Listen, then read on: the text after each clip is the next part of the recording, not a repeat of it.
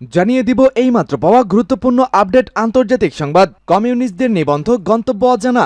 এবারে পুরোপুরি দিশেহারা হয়ে পড়েছেন নেতানিয়াহু। ইসরায়েল জুড়ে যে অরাজনৈতিকতা শুরু হয়েছে তাতে যে কোনো সময় পদত্যাগ করতে হতে পারে এই কট্টরপন্থী নেতাকে। থাকবে রক্তপাত এড়াতে ইসরায়েল হামাসকে যুদ্ধবিরতি চুক্তিতে পৌঁছানোর আহ্বান। এদিকে গোয়েন্দা রিপোর্টে প্রকাশ, জেলেনস্কির কর্তৃত্ব দ্রুতই কমে আসছে, গোটা ইউক্রেন দখলে নিচ্ছে রাশিয়া। থাকবে রাফায় এবার মসজিদে ইসরায়েলের ভয়াবহ ক্ষেপণাস্ত্র হামলা।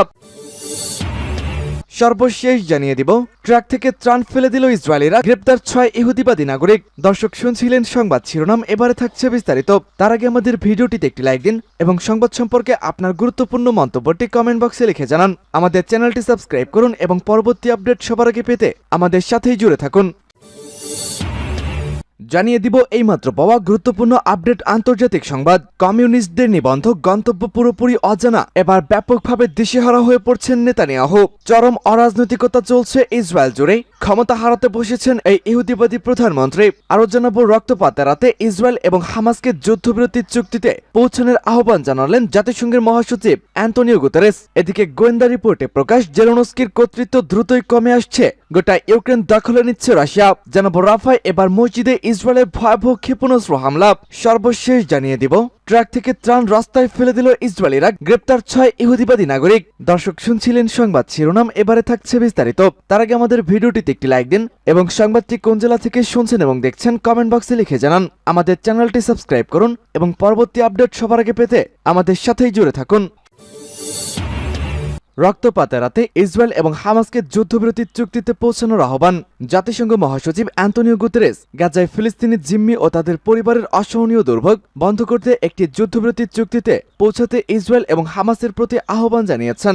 মঙ্গলবার জাতিসংঘ নিরাপত্তা পরিষদে তিনি সাংবাদিকদের বলেছেন, এখনই যুদ্ধবিরতি ও জিম্মি চুক্তি প্রয়োজন এবং ইসরায়েলকে অবশ্যই রাফায় উত্তেজনা বৃদ্ধি বন্ধ করতে হবে। তিনি বলেছেন, গাজায় শান্তির জন্য কয়েক সপ্তাহ তীব্র কূটনৈতিক তৎপরতা যদি যুদ্ধবিরতি না দেয় তাহলে তা হবে অত্যন্ত দুঃখজনক। জিম্মিদের মুক্তি নেই এবং রাফায় একটি বিধ্বংসী আক্রমণ হচ্ছে। গুতেরেস রক্তপাত বন্ধের প্রয়াসে ইসরায়েল ও হামাস উভয়কে এখন একটি চুক্তি নিশ্চিত করার জন্য কোনো প্রচেষ্টার বাদ না দেওয়ার আহ্বান জানিয়েছেন। গোয়েন্দা রিপোর্টে প্রকাশ, জেলেনস্কির কর্তৃত্ব দ্রুতই কমে আসছে এবং গোটা ইউক্রেন দখলে যাচ্ছে রাশিয়া। ইউক্রেনের প্রেসিডেন্ট ভ্লাদিমির জেলেনস্কি ইউক্রেনীয় সমর্থন হারাতে শুরু করেছেন এবং 20 মে অফিসে তার মেয়াদ শেষ হয়ে গেলে তিনি তার বৈধতা হারাবেন। রাশিয়ার ফরেন ইন্টেলিজেন্স এক বিবৃতিতে বলেছে, ভ্লাদিমির জেলেনস্কি স্পষ্টতই ইউক্রেনীয়দের হৃদয় ও মনের জন্য লড়াই হারতে শুরু করেছেন। এ কারণে 20 মে তার 5 বছরের মেয়াদ শেষ হওয়ার পরে প্রেসিডেন্ট হিসেবে তার বৈধতা শেষ হয়ে যাবে।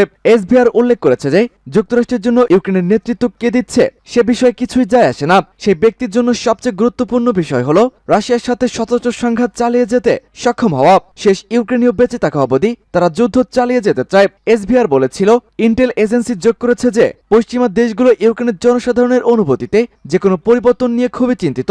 ইউএস ডিপার্টমেন্ট অব টেস্ট এবং ইউরোপীয় এক্সটার্নাল অ্যাকশন সার্ভিস নির্দেশ করে যে ইউক্রেনের নাগরিকেরা রাশিয়ার সাথে অবিরাম সংঘাতে ক্রমবর্ধমান হতাশাগ্রস্ত হচ্ছে। তারা সহকারী প্রতিষ্ঠানের উপর আস্থা হারাচ্ছে এবং উদাসীনতা দ্রুত জাতিকে গ্রাস করছে। এসবিআর জোর দিয়ে বলেছে, যোগ করা হয়েছে ইউক্রেনীয় সশস্ত্র বাহিনী দলত্যাগ এবং স্বেচ্ছায় আত্মসমর্পণের ক্রমবর্ধমান ঘটনাগুলি রিপোর্ট করেছে।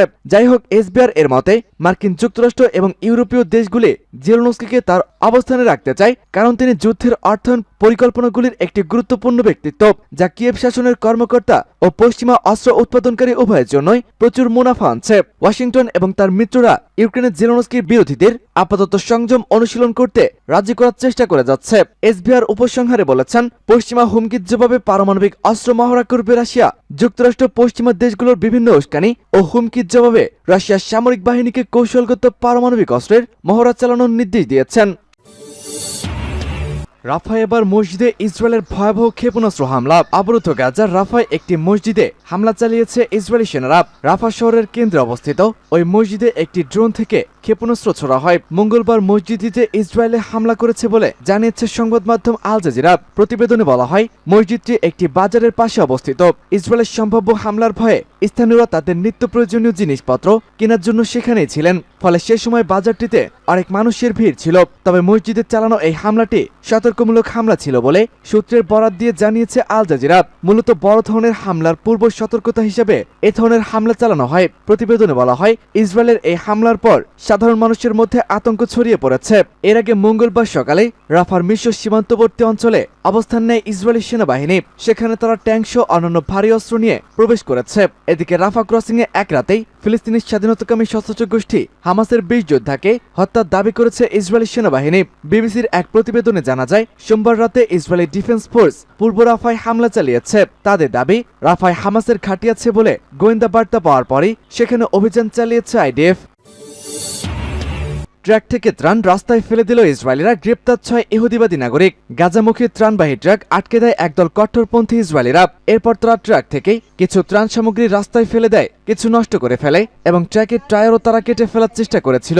সোমবার রাতে এই ঘটনাটি ঘটেছে। পরে এ কাজে জড়িত 6 ইসরায়েলিকে গ্রেপ্তার করেছে দেশটির পুলিশ। জর্ডান থেকে ইসরায়েল হয়ে ট্রাকগুলো গাজায় যাচ্ছিল। পথে ইসরায়েল অংশের ট্রাক থামিয়ে স্লোগান দিতে থাকে আন্দোলনকারীরা। তারা বলতে থাকেন, গাজায় একজন ইসরায়েলের জিম্মি থাকা অবস্থায় সেখানে ত্রাণ দেওয়া যাবে না। ইসরায়েলি গণমাধ্যমের বরাত দিয়ে আল জাজিরা জানায়, অধিকৃত পশ্চিম তীরের একটি মহাসড়ক অবরোধ করে বিক্ষোভ করেছে প্রায় ডজন খানেক চরম ডানপন্থী ইসরায়েলি। ওই মহাসড়ক দিয়ে গাজায় ত্রাণবাহী ট্রাক নিয়ে যাওয়া হচ্ছিল। ইসরায়েলি সম্প্রচার মাধ্যম কান যে ফুটেজ প্রকাশ করেছে তাতে দেখা যায়, ইসরায়েলি বিক্ষোভকারীদের থামানোর চেষ্টা করা হচ্ছে। জানা গেছে, জাবনাইম গ্রুপের সদস্যরা ওই বিক্ষোভটি অনুষ্ঠিত করেছে। ভিডিও ফুটেজে দেখা যায়, সোমবার ওই ইসরায়েলিরা ট্রাকের সামনে স্লোগান দিচ্ছে এবং ইসরায়েলি পতাকা দোলাচ্ছে।